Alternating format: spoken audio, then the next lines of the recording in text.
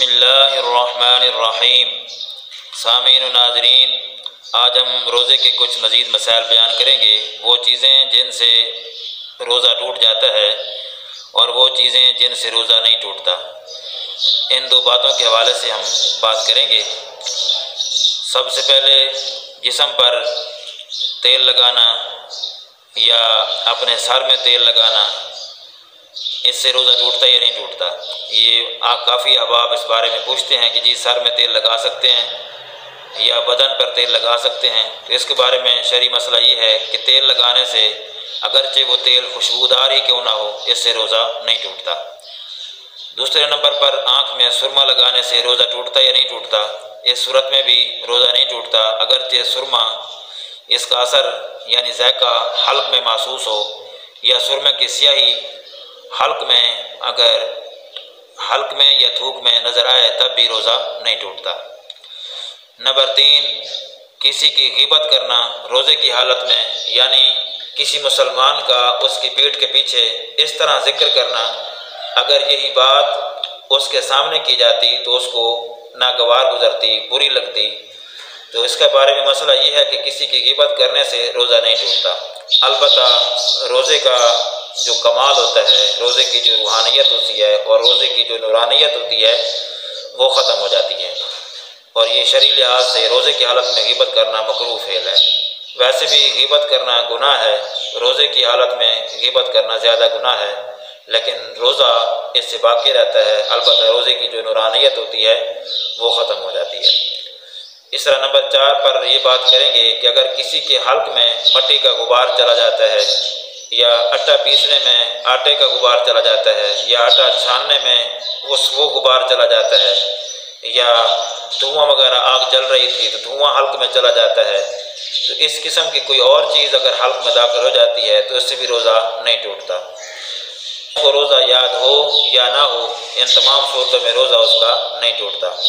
और ये हुक्म उस वक़्त है जब रोज़ादार ये फ़ेल के बगैर खुद ब खुद दाखिल हो जाए, यानी गुबार, आटे का गुबार, मट्टी का गुबार या छान का गुबार अगर रोज़ादार खुद अपने फ़ेल से खुद उसको सूंघता है या अपने मुंह में लेता है तो तब इसका हुक्म और है। अगर इसके इरादे के बगैर, रोज़ेदार के फ़ेल के बगैर अगर ये खुद ब खुद दाखिल हो जाता है गुबार, तो इस सूरत में रोज़ा नहीं टूटेगा। अगर रोज़ा याद होते हुए उसने अपने फ़ेल से इनमें से किसी चीज़ को अपने मुंह में दाखिल कर लिया, किसी चीज़ को, गुबार को या मट्टी के गुबार को, आटे के गुबार को अपने मुंह में दाखिल कर दिया। मिसाल के तौर पर कोई शख्स सिगरेट पीता है, वो अपने फ़ेल से ही पीता है। जब वो सिगरेट पिएगा तो वो अपने फ़ेल से जब उसको पी रहा है तो इस सूरत में रोज़ा उसका टूट जाएगा। इस तरह एक और मसला बयान करते हैं कि मक्खी अगर बिला इरादा रोज़ेदार के पेट में पहुँच जाती है तो इस सूरत में रोज़ा उसका फासिद नहीं होता।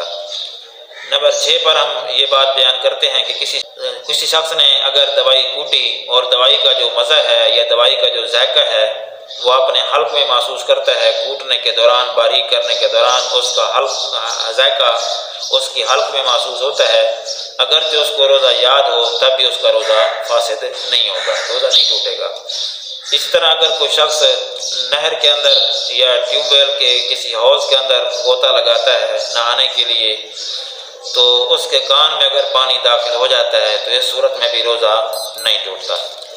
इस तरह इन मसाइल में से एक मसला ये भी है कि अगर कान के अंदरूनी हिस्से को हमने किसी लकड़ी के साथ हमने खुजलाया, फिर उसको कान से यानी उस लकड़ी को हमने कान से बाहर निकाल दिया और वो लकड़ी पर मैल लगा हुआ था, तो दोबारा उसी मैल के साथ ही हमने उस लकड़ी को दोबारा कान के अंदर दाखिल कर दिया, तो इससे भी रोज़ा फासिद नहीं होगा।